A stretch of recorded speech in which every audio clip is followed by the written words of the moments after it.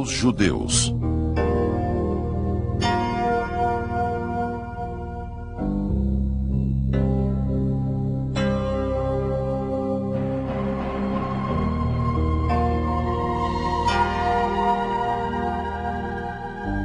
Escrito e narrado por Clóvis Bulcão. Direção de fotografia de Paulo Baruch. Uma produção da Casa de Produção.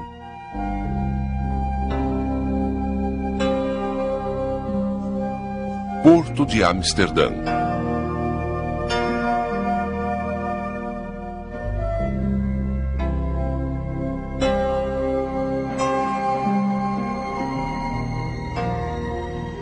A descoberta da América pela perspectiva dos judeus deve ser contada em dois tempos.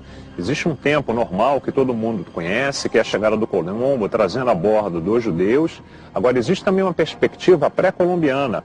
Não estou querendo dizer que os judeus tinham descoberto em segredo a América antes do Colombo, mas que existe algo por trás disso, existe. É isso que nós vamos ver.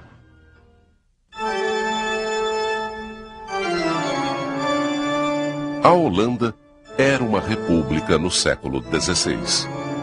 A religião predominante era a evangélica de orientação calvinista. A influência holandesa no Recife fica evidente quando olhamos o casario a partir dos rios. Outra herança que atravessou séculos foi a harmonia da música barroca. Quando os holandeses a trouxeram, era a música da moda. Hoje, adaptada, é a música regional.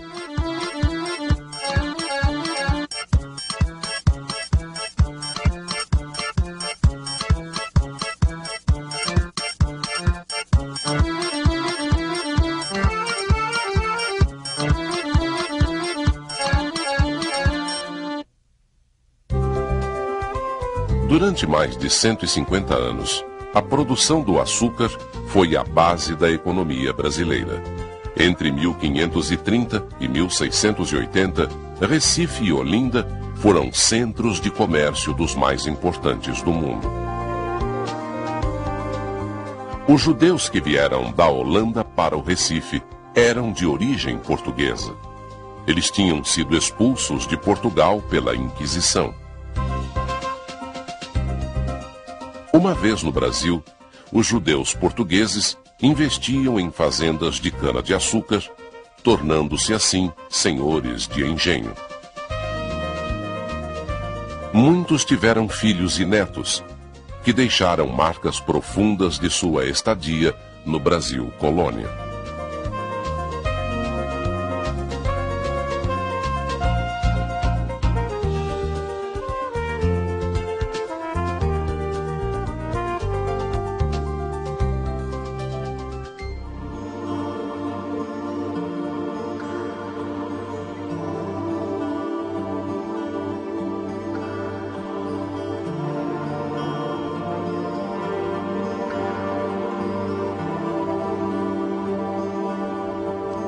Mas por que essa história dos judeus ficou esquecida tanto tempo?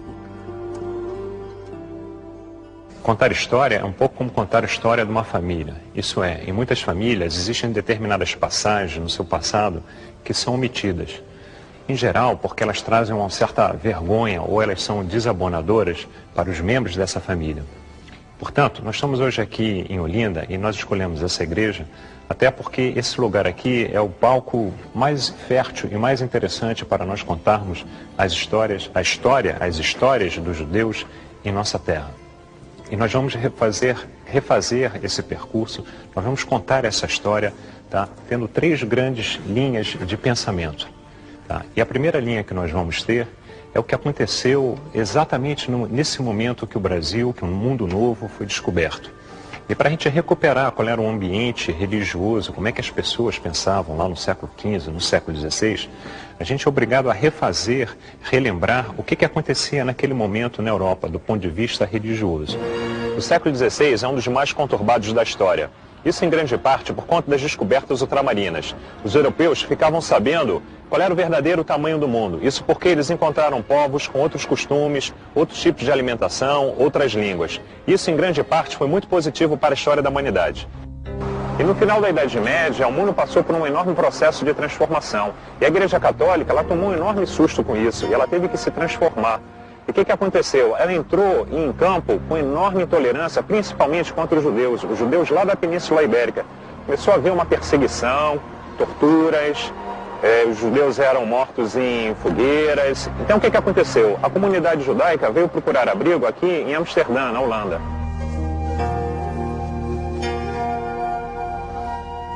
Os holandeses, no século XVI, já eram famosos por duas coisas: sua incansável batalha contra o mar e sua tolerância política e religiosa.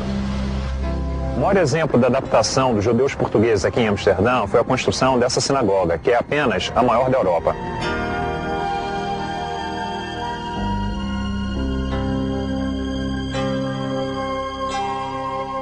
A comunidade judaica portuguesa encontrou em Amsterdã um porto seguro das perseguições promovidas pela Inquisição.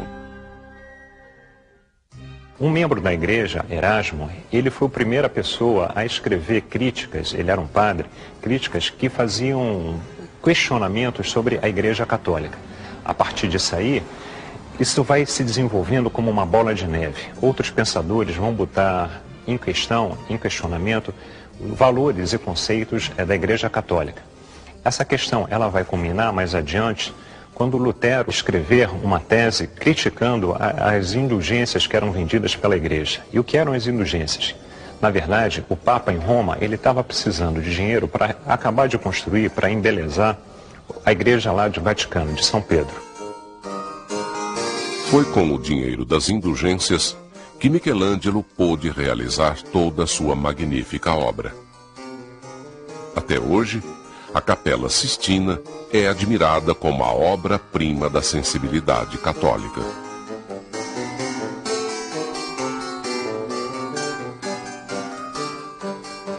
Muito bem. E a igreja passou a vender indulgências. E o que eram essas indulgências?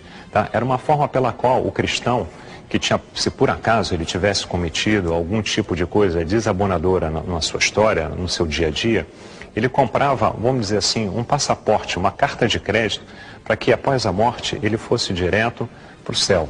Ou seja, era uma maneira de você evitar a entrada ou no purgatório ou mesmo no inferno. Isso contado a grosso modo. Muito bem, e é importante a gente relembrar essa questão dessa discussão teológica, religiosa, porque o que vai acabar acontecendo, principalmente na Península Ibérica, em Portugal e em Espanha, que isso vai exacerbar um movimento religioso. Ou seja, a cristandade meio que vai se sentir incomodada, ela vai se sentir ameaçada e ela vai reagir a isso. Na verdade, as primeiras vítimas disso aí são os judeus. Por coincidência, em 1492, que é o ano da descoberta da América, os judeus eles vão ser expulsos da Península Ibérica. Primeiro da Espanha e mais tarde de Portugal. Mas a gente vai voltar a essa questão mais adiante. O que interessa nesse momento aqui, é a nossa primeira linha de pensamento, é saber como se dá a chegada dos judeus, dos israelitas, no Novo Mundo. É bom lembrar a seguinte coisa. O primeiro cristão novo, ou seja, o primeiro descendente de Israel, a se aproximar do mundo novo, ele estava a bordo da caravela de Cristóvão Colombo. Colombo trouxe a bordo de sua caravela cristãos novos. No Brasil, por exemplo, já se sabe que o primeiro cristão novo, ele chega aqui em 1503, Fernando de Noronha ou de Loronha. Existe toda uma discussão a respeito da grafia do nome. Mas isso não é mais importante nesse momento. O que na verdade aconteceu é que na medida que o Novo Mundo começou a ser conquistado, ou seja, você tinha navegadores que começaram a penetrar no Caribe, outros na América do Sul, outros na América do Norte, em vários pontos do nosso litoral. Depois que os espanhóis descobriram a passagem para os mares do Sul, ou seja, para o Pacífico, eles começaram a penetrar também em direção à costa do Pacífico. Muito bem, na medida que o europeu vai desbravando o mundo novo, vai desbravando as Américas, eles vão se tocando, eles vão percebendo que existe uma série de, vamos dizer assim, coincidências entre os habitantes do mundo novo, tá? E certas tradições hebraicas. Eu vou tentar ser mais claro. Uma pessoa que está fanatizada pelo ambiente religioso em que vive, ela está apta, ela está mais propensa a fazer determinado tipo de interpretação. E além do mais, a descoberta do mundo novo, ela trouxe um grave problema para a cristandade. E por quê? Porque na Bíblia não existe nenhuma menção a essa terra, muito menos a essa gente. E o que fazer? Rasgar a Bíblia? Não, claro que não. A Bíblia, ela pode trazer uma série de fatos de interpretação duvidosa, mas ela é inquestionável do ponto de vista teológico e mesmo do ponto de vista histórico. Quase todas as suas passagens são comprovadas tanto pela história, até mesmo pelos manuscritos recém-descobertos do Mar Morto. Mas muito bem, o que aconteceu? A cristandade achou por um determinado momento que a Bíblia tinha falhado do ponto de vista dessas descobertas. Portanto, cabia à cristandade descobrir uma explicação que desse conta da história dessa gente que habitava o mundo novo e dessas terras. E o que começou a acontecer, que por viverem nesse ambiente fanatizado, os europeus foram percebendo, foram descobrindo, foram querendo enxergar uma série de coincidências. Por exemplo, das 600 línguas, no mundo novo, mais ou menos, são faladas 600 línguas. Aqui, por exemplo, no Brasil, com o português, são faladas mais ou menos 209 línguas. Em quase todas elas se conta a história dos povos no mundo novo a partir do dilúvio. Além do mais, o que acontece? Grande parte dos índios americanos se dizem descendentes de homens brancos e barbudos. Esses conquistadores do Novo Mundo, na medida que eles vão desbravando o continente, eles vão descobrindo uma série de coincidências, como por exemplo, em muitas tribos nas Américas, você tem homens que são circuncisados, assim como o povo de Israel.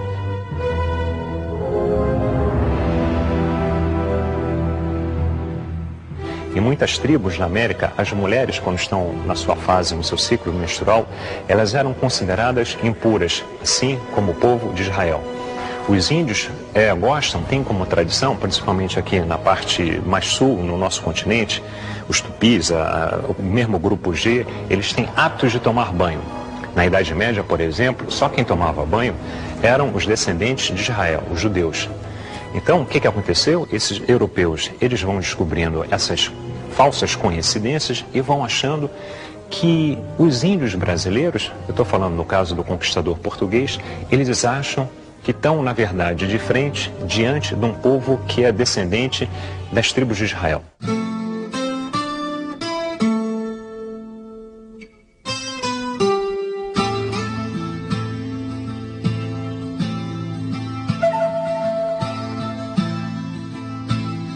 O dominicano Diego de Duran, assim como o primeiro bispo de Quito, descreveram convictos que conviviam com judeus. Na verdade, eles estavam falando sobre índios americanos.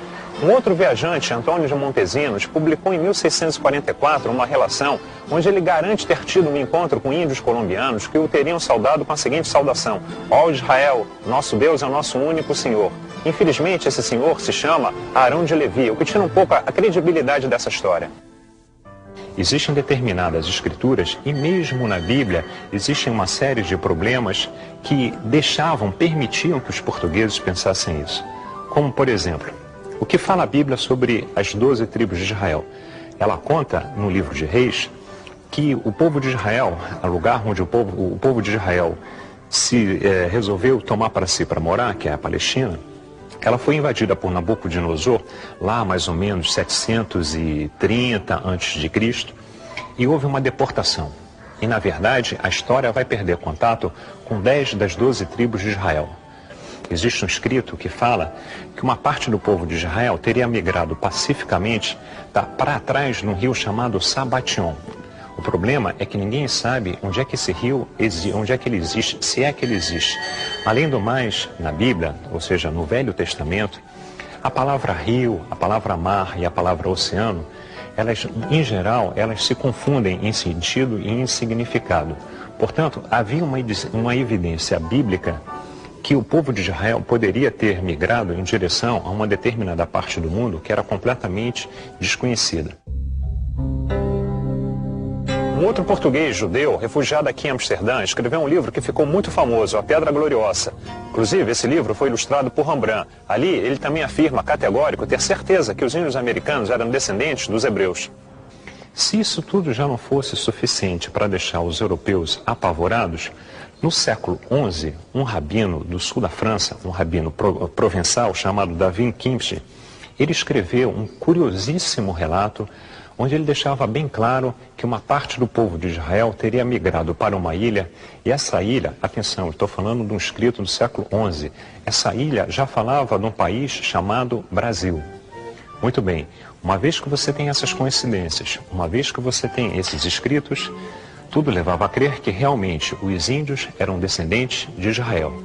Para piorar a situação, eu estou falando para piorar do ponto de vista desta interpretação, o que acontece? Se você que está me ouvindo agora já teve a oportunidade de escutar hebraico e de escutar tupi ou qualquer língua do ramo tupi-guarani, você vai perceber que existe uma série de coincidências fonéticas. São línguas que são bem parecidas. Portanto, os padres mais ilustrados, quando começaram a chegar no Novo Mundo, esses então foram entrando em estado de pânico, que para eles havia uma série de coincidências linguísticas.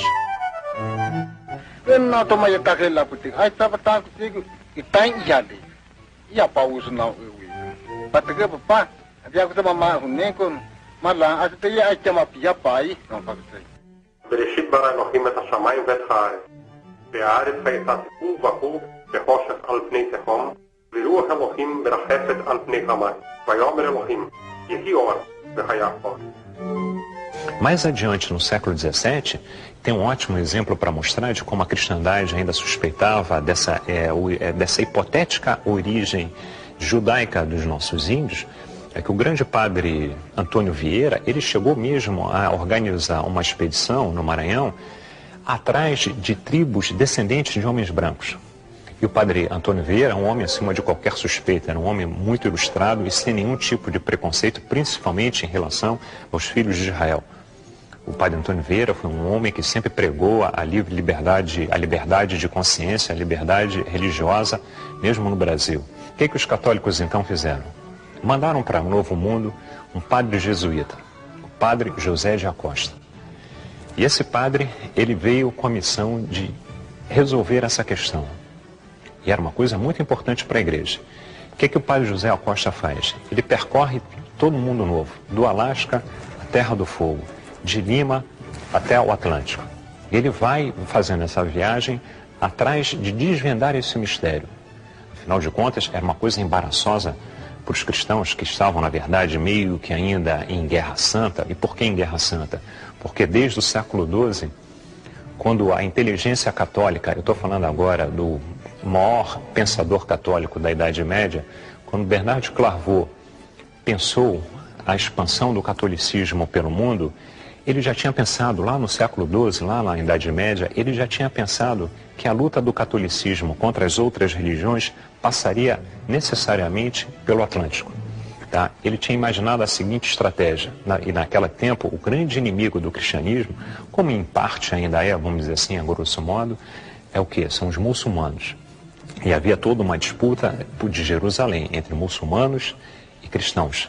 Isso aí que deu origem ao movimento das cruzadas lá na Alta Idade Média. O que esse padre pensou, Bernard de Clairvaux? Ele pensa a seguinte coisa: a cristandade ela deveria atacar o Islã em 3 frentes diferentes, sendo que uma das frentes ia passar pelo Atlântico. Eles deveriam expulsar os árabes da Península Ibérica, descer em direção à África, eu estou falando no século XII, e encontrar um reino cristão de um tal rei que era chamado de Prestes João. Muito bem, então o que acontece? Para a cristandade se apoderar do Novo Mundo e trazer a palavra do Senhor era uma coisa muito importante. Tanto é que quem conhece um pouco de história colonial americana, e pouco importa em que cidade você está, se é em Recife, se é em Olinda, se é em Salvador, se é em Cusco, se é em Lima, se é em Potosí, pouco importa onde você vá, mesmo na Cidade do México, a vanguarda da cristandade são as várias ordens religiosas que começam a se instalar. Portanto, o nosso padre José Acosta, a grande missão que ele tem é de desvendar esse mistério. E após viajar 17 anos em todo o continente, ele começa a mais ou menos elaborar uma tese para dar uma explicação a essa questão que tanto afligia a cristandade. E ele vai chegar a que conclusão? Ele levanta algumas hipóteses. A primeira que ele levanta é a seguinte: será que teria ocorrido uma segunda arca de Noé? E ele caminha mais ou menos dentro dessa tese. Será que os descendentes diretos de Noé era um navegador, e toda a linhagem de Noé são ótimos navegadores? Será que os descendentes de Noé não fizeram outras arcas e não saíram pelo mundo navegando? Depois ele vai dizer, não, essa tese ela é plausível, mas ela não faz sentido. E por que ela não faz sentido? Porque a própria Bíblia não fala nada de uma segunda arca de Noé, nem de Sem, nem de Caim, nem de ninguém. Muito bem, então essa hipótese não era possível. Teriam sido os anjos que teriam transportado essas pessoas em direção a um mundo novo? Depois ele volta para a Bíblia e diz, mas a Bíblia também não fala nada de anjos transportando pessoas de um lado para o outro. Tá? Muito intrigado, ele resolve então achar, teria sido um cavalo alado? Mas a Bíblia também não fala absolutamente nada de cavalo alado. Ele tinha que dar uma explicação plausível, que todo mundo aceitasse como verdadeira, de como é que essas pessoas tinham chegado nessa terra. Então ele chega a uma conclusão que é muito fácil de se chegar, vamos dizer assim. Claro que muito fácil para nós hoje no final do milênio. Essas pessoas, elas passaram a pé. Logo, somente é preciso descobrir por onde que se deu essa passagem. E ele vai formular uma tese que todo mundo já ouviu falar e praticamente todo mundo aprendeu na escola. Ele vai formular em pleno século XVI, sem nenhum grande embasamento científico e teórico. Ele vai decretar uma verdade que se perpetua através do tempo. Ele vai dizer o quê? Que os descendentes dos índios americanos, eles entraram pelo Estreito de Bering. Ele mesmo imagina que houve um determinado momento que o estreito deve ter secado ou congelado e por aí passaram hordas de seres humanos. Muito bem. De lá para cá, isso foi sendo repetido, mas na verdade falta uma certa base científica. Eu não estou querendo dizer que a tese de Bering ela não seja verdadeira. Claro que ela tem muito de verdadeiro. Até porque hoje é aceito, a ciência aceita como verdade, que durante a última era glacial, o Estreito de Bering, no seu ponto mais profundo, ele tem apenas 45 metros. Na última era glacial, o que aconteceu com o nível dos oceanos? Ele recua, e na medida que ele recua, o estreito seca e os povos passam. Isso é cientificamente comprovado. Em parte. E por que em parte? Em parte porque, atualmente, há muito pouco tempo atrás, graças aos avanços da biologia molecular, já foram feitos exames com DNA de índios da costa atlântica do nosso continente. E, por incrível que pareça, os povos que povoam o Atlântico, a margem atlântica do nosso continente, a origem genética deles não é da Mongólia, não é da Ásia, e sim da Polinésia. Logo, o nosso querido padre José de Acosta, que escreveu um livro chamado História Natural e Moral das Índias, ele estava, na verdade, na medida que ele formulou a tese de Bering, formulando uma tese que eu vou considerar hoje aqui como racista. E por que racista? Porque ele, sem grandes fundamentos científicos, ele decidiu, e a humanidade acabou comprando a ideia desse padre, que os pais, os avós, os bisavós dos nossos índios eram mongóis. Isso porque eles precisavam dessa explicação. Muito bem, então essa é, na verdade, o primeiro grande acontecimento envolvendo os filhos de Israel no mundo novo. A segunda questão concernente aos judeus no mundo novo tem tudo a ver com Pernambuco, especificamente aqui em Recife. Recife, na verdade, vai ser o grande oásis para os judeus no mundo novo. Vai ser o grande paraíso. Praticamente um novo Israel no mundo novo. E por que isso? Porque aqui eles vão chegar junto com Maurício Nassau, até mesmo antes do Maurício Nassau, eles vão chegar quando os holandeses conquistarem Pernambuco em 1630.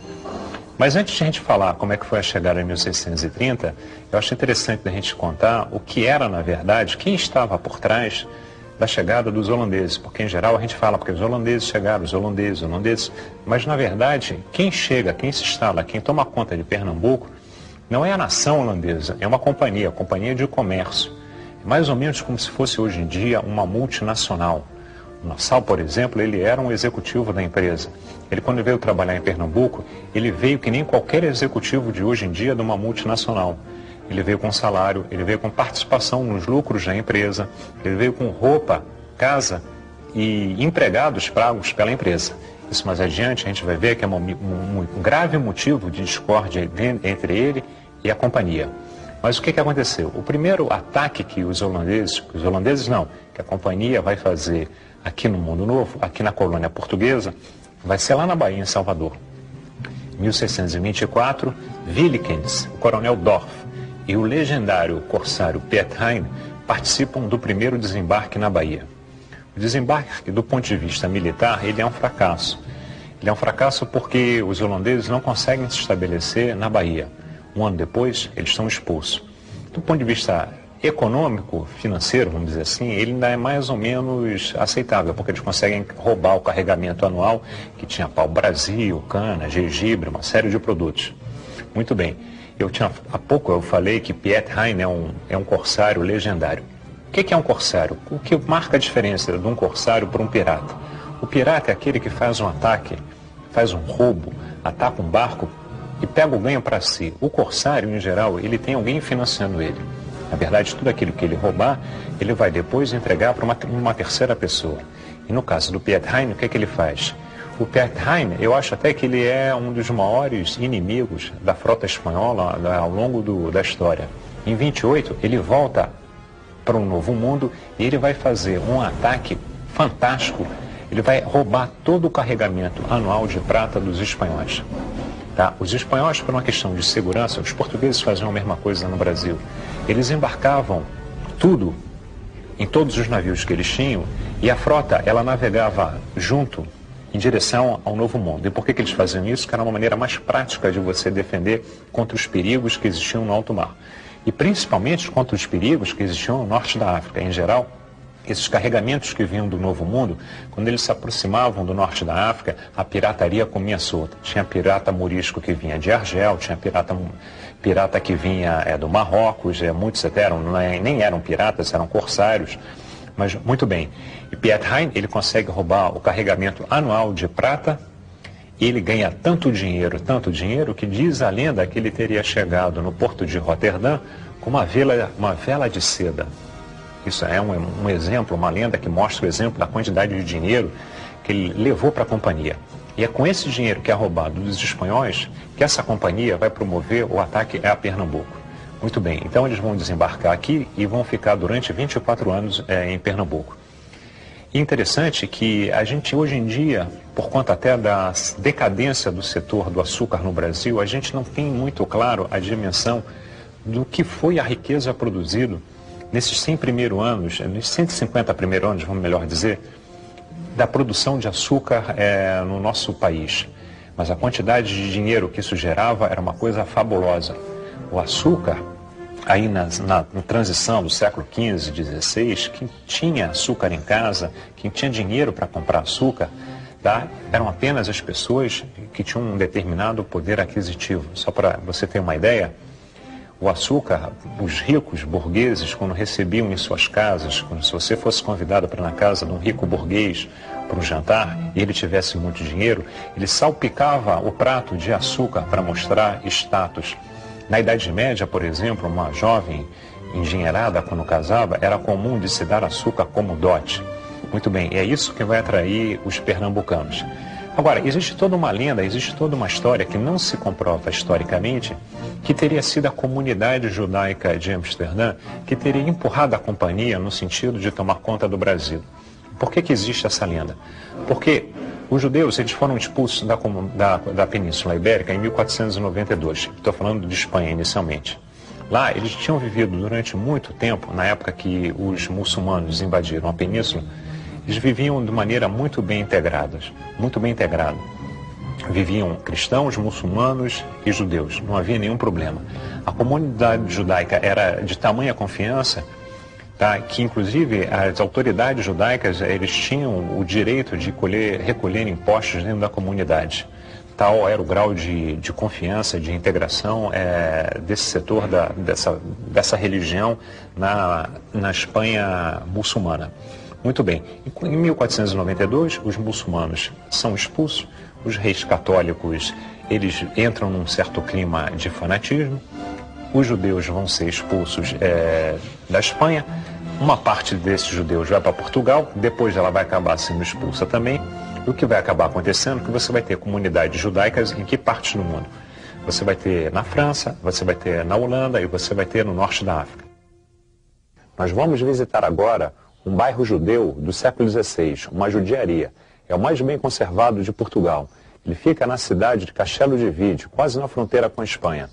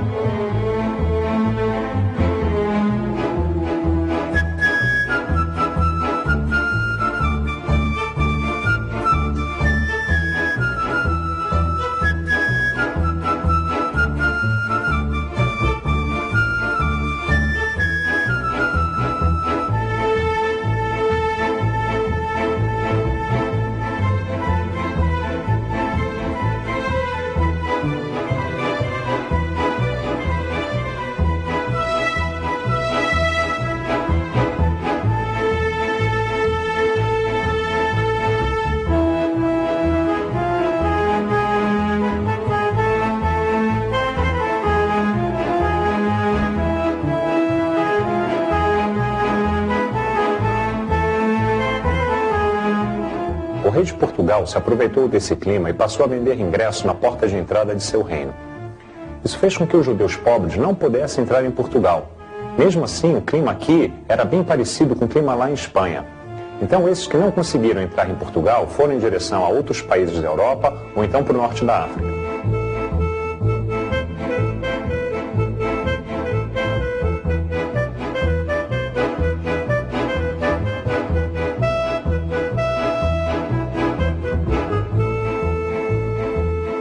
O método de admissão de judeus em Portugal, posto em prática por Dom João II, era muito seletivo. Eles só admitiam a entrada de judeus ricos ou aqueles que detinham algum conhecimento manufatureiro. Isso elitizou a comunidade judaica portuguesa. Isso acabou causando uma certa inveja por parte dos cristãos.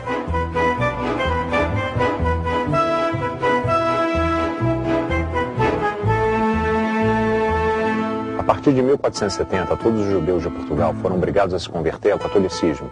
Os cristãos novos, uma nova camada social, também continuou sendo vítima de perseguições. Existia uma lei, a Lei de Estatuto de Pureza do Sangue, que impunha uma série de limitações aos membros dessa nova comunidade.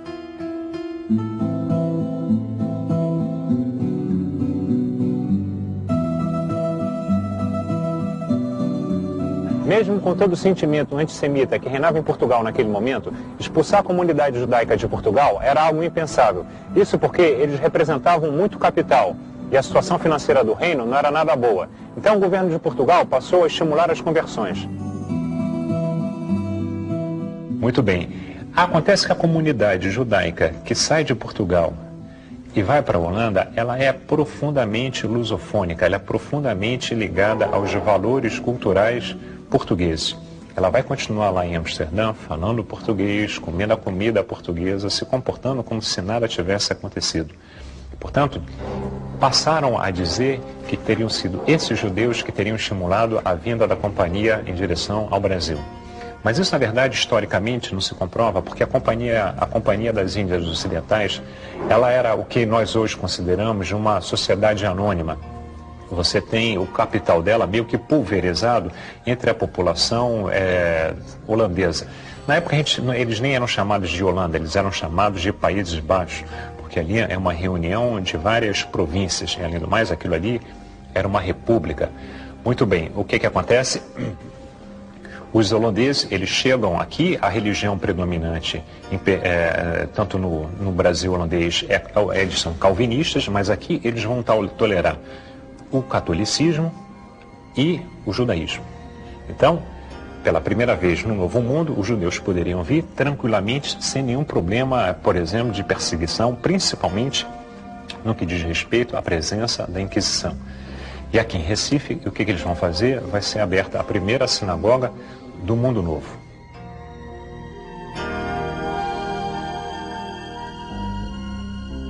Não só você vai ter 2 sinagogas em Pernambuco, como você vai ter também o primeiro cemitério israelita do Mundo Novo, das Américas. Uma das sinagogas ainda existe. Enquanto, principalmente, o Nassau estiver aqui, essa comunidade ela vai viver muito bem. Só para a gente ter uma pálida ideia da importância da comunidade judaica no Novo Mundo, o primeiro médico brasileiro, ele é formado, ele é uma pessoa que sai do Brasil. Tá? Ele tem, inclusive, um nome que é metade português e metade de origem hebraica. Então, para a gente ter uma ideia da importância da comunidade judaica aqui dessa parte do nosso país. Muito bem, o que acontece? Quando o Nassau se aborrecer com a Companhia das Índias, e ele vai se aborrecer por que motivo? Que muitas das coisas que ele pleiteia, junto às assembleias da companhia, não são aceitas. Então, por exemplo, se ele pede mais dinheiro para fazer um investimento no Recife, se ele pede mais dinheiro para fazer um ataque na Bahia, os holandeses nunca desistiram da Bahia, tá? Em geral, o que os acionistas falam? Eles falam que Nassau está gastando muito, que Nassau é um perdedor. Então, eles vão negando. À medida que o tempo passa e ele vai recebendo muitos nãos, Nassau era um homem que vinha de uma família super tradicional, de uma família nobre europeia, era um homem que tinha uma situação financeira privilegiada. Muitas pessoas o acusam de ter sido um homem que gostava muito de ganhar dinheiro. Existem até suspeitas de que ele não desperdiçava nenhuma chance de entesourar cada vez mais.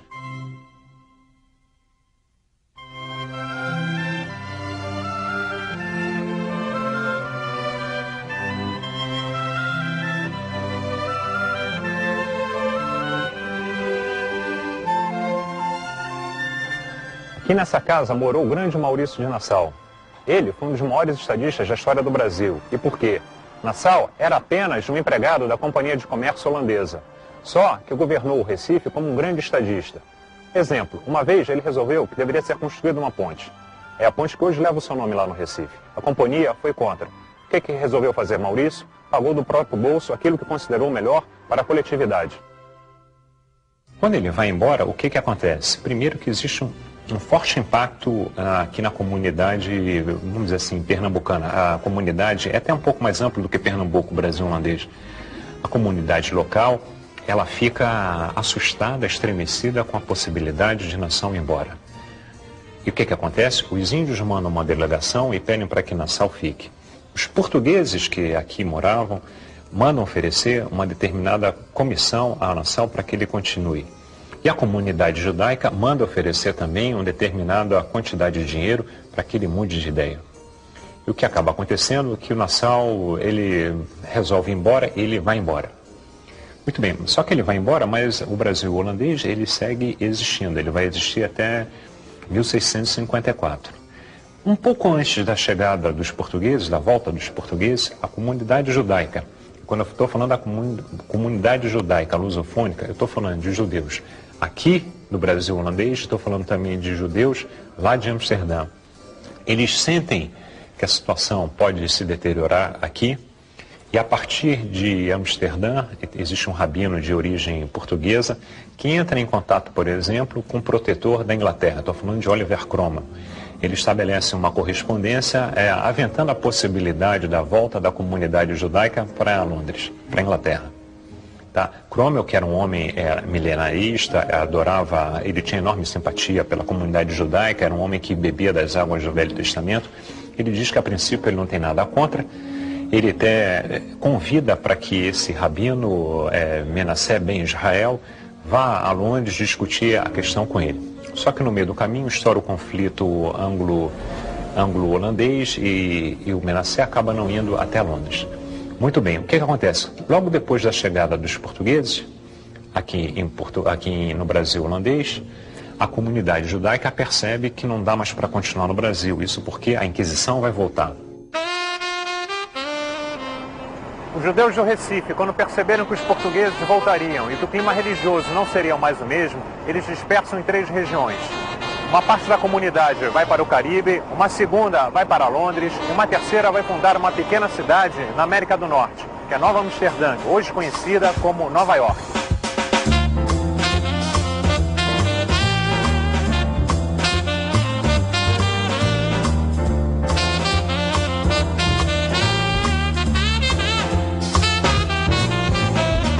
Os americanos aprendem na escola que a ilha de Manhattan foi colonizada pelos holandeses. Na verdade, foram os judeus portugueses que partiram de Recife, os primeiros investidores dessa cidade.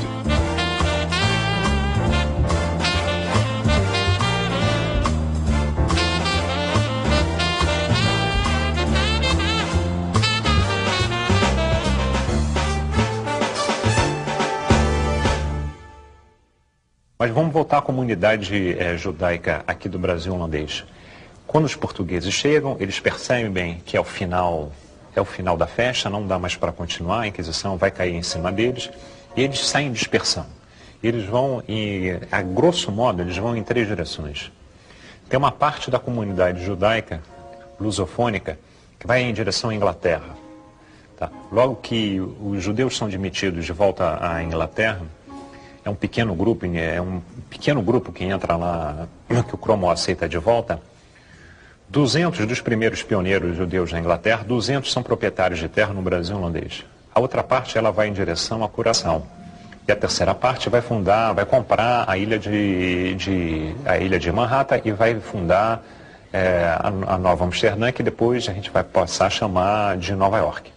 Muito bem, então esse é um segundo aspecto que a gente tem envolvendo a presença dos filhos de Israel no mundo novo. Agora tem um terceiro aspecto que é muito interessante, que são os cristãos novos. O que acontece? Em 1492, eu já tinha falado sobre essa data, o que acontece? Os judeus são expulsos da Espanha. Tá. Logo em seguida, eles vão começar a ser perseguidos também em Portugal. Só que havia uma possibilidade para que eles continuassem no reino, em ambos os reinos. Eram as conversões. Tá, e daí você vai ter um segmento que vai surgir, que são cristãos novos. A gente chama de cristão novo em Portugal, e na Espanha você vai chamar de marranos. Marranos, na verdade, significa porcos. Muito bem. Como é que são essas conversões? Elas são para valer ou elas são mais ou menos? Elas são proformes. Muitas são para valer. Muitos cristãos tiveram a preocupação, muitos judeus, tiveram a preocupação de realmente adotar a religião cristã. Eles abraçaram o catolicismo. Agora, outros não. Outros, na verdade, eles se fazem de cristãos, mas em casa eles seguem judeus, com os mesmos hábitos religiosos, as mesmas práticas religiosas. E que hábitos e práticas são esses? Tá? É tomar banho, é mudar de roupa, é acender vela sexta-feira, que é a passagem da sexta-feira para o sábado, é um dia religioso importante para a comunidade judaica. Mas o que acontece para nós aqui no Brasil, no Mundo Novo, que a comunidade de cristãos novos, rapidamente ela começa a se instalar no Brasil. Apesar do massacre de 1506, apesar das intolerâncias, apesar das perseguições, os cristãos novos e os judeus tiveram participação decisiva na colonização do Brasil. O primeiro a chegar, em 1503, como a gente já tinha falado, o Fernando de Noronha. Tá? E na medida que você não tem no Brasil a Inquisição, o que acontece? Tanto marranos quanto cristãos novos começam a se instalar no Brasil e vão se instalando, tudo isso à margem dos poderes da Inquisição. Muito bem, o que eu quero falar sobre a Inquisição, o que foi de fato a Inquisição? A Inquisição foi uma forma pela qual a igreja e setores na nobreza, principalmente aqueles setores na nobreza mais decadentes, tiveram de se apropriar das riquezas que o comércio, principalmente o comércio ligado ao Novo Mundo, produzia. Como assim? Como funcionava uma denúncia na Inquisição? Por exemplo, se eu visse um cristão novo começar a enriquecer, e pouco importava se ele era realmente cristão ou se ele era um falso cristão, isso era um detalhe, eu podia fazer uma denúncia. Uma vez denunciado, ele ia a julgamento. Se por acaso ele fosse condenado, e bastava uma única pessoa denunciar, e podia ser feita uma denúncia sem nenhuma prova, o que acontecia com o pobre do cristão novo? Ele ia a julgamento, na maior parte dos casos eles eram condenados, os inquéritos do Santo Ofício, eles não eram absolutamente confiáveis, em geral todos os interrogatórios aconteciam debaixo de tortura. Ou a pessoa era torturada com a tortura de polé, que é ficar amarrado, ser içado a uma altura de mais ou menos 3 metros e projetado contra o chão, ou então a tortura do potro, que era você ficar amarrado numa espécie de um tronco e ser esticado pelas extremidades. Eram assim que eram feitos os interrogatórios no Santo Ofício. Isso acontecia lá em Lisboa. Muito bem. E se essa pessoa, quando ela era condenada, em geral, era condenada à fogueira, à morte, e essa forma de matar era extremamente perversa e cruel. Em geral, quando a gente pensa que alguém morria na fogueira, as pessoas têm uma certa imagem que havia uma quantidade absurda de lenha e que a pessoa morria queimada rapidamente. Mas em Portugal não era assim que acontecia. O fogo, ele nunca ultrapassava a linha do joelho, era fogo brando, fogo baixo. A pessoa não morria torrada, a pessoa morria assada. A única opção que era dada ao pobre coitado que ia morrer queimado era que, momentos antes da fogueira ser acesa, eles o carrasco perguntava ao pobre coitado que ia morrer se ele gostaria de morrer pela lei de Moisés ou pela lei de Jesus. Aqueles que falavam pela lei de Jesus tinham uma morte mais rápida. Aqueles que queriam morrer na lei de Moisés morriam, como eu já acabei de dizer, assados com fogo só até o joelho. Uma morte dessa poderia durar dependia do vento, das condições climáticas, mas essa tortura poderia durar até 3, 4 horas. Muito bem, então o que acontece? Você tem esse falso inquérito. Então, a Inquisição, na verdade, é uma maneira pela qual a Igreja e parte da nobreza, e por que parte da nobreza? Porque a Inquisição vai dar emprego a vários nobres que estão quebrados e estão falidos. Esse tipo de emprego que eles davam, eles eram chamados de familiares. Tá? E o que eles faziam? Eles apenas faziam denúncias, eles espionavam a vida de outros. Então, quando você faz uma denúncia que um cristão novo, na verdade, ele não abraçou verdadeiramente a lei do Senhor, uma vez que ele é morto, toda a riqueza dele passa para a Inquisição. E da Inquisição, indiretamente, para a nobreza. Tá? Só que no Brasil, praticamente nos 100 primeiros anos, tá, tanto marranos quanto cristãos novos começam a vir povoar o nosso continente. Tá? Quando o Santo Ofício vai chegar no final do século XVI, eles já estão profundamente enraizados no nosso país. E o mais interessante, o mais curioso, é que importantíssimos autores que estudaram a questão dos cristãos novos no nosso país, eles vão dizer a seguinte coisa, que aqui o cristão novo, quando chega, ele começa a se miscigenar.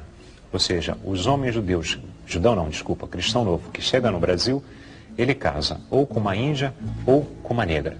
E assim vai se dando um processo de assimilação, tanto religioso quanto racial.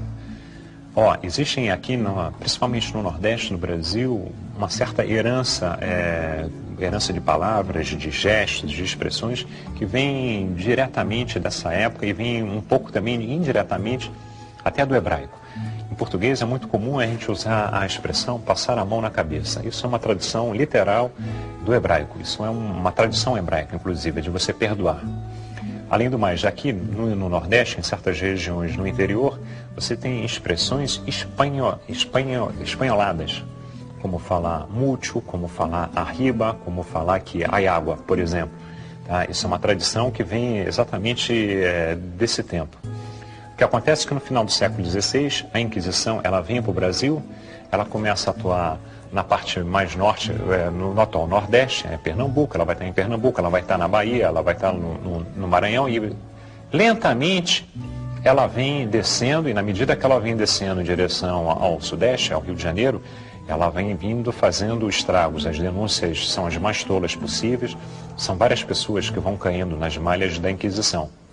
Tá, no Rio de Janeiro, no início do século XVIII, tem um grande caso.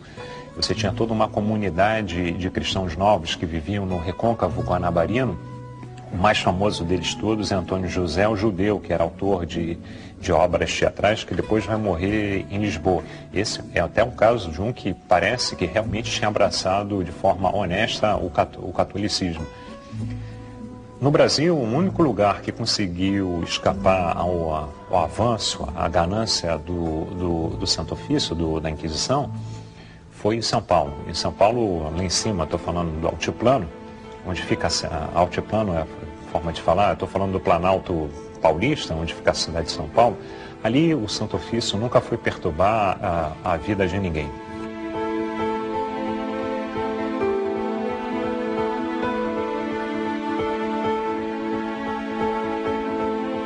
Nova York, Buenos Aires e São Paulo são as 3 grandes cidades das Américas aonde a Inquisição não molestou a comunidade judaica. E ela pôde conviver com as outras comunidades religiosas num clima de liberdade religiosa que o mundo novo prometia. Mas o mais interessante dessa história, eu acho que o Brasil é um país singular e particular nesse sentido, que atualmente isso tudo virou história e atualmente não faz a menor diferença no nosso país você ser espírita, católico, cristão, ou ser mesmo membro de uma igreja evangélica. O Brasil hoje parece ser um grande oásis para todas as religiões. E esse é a melhor parte dessa história.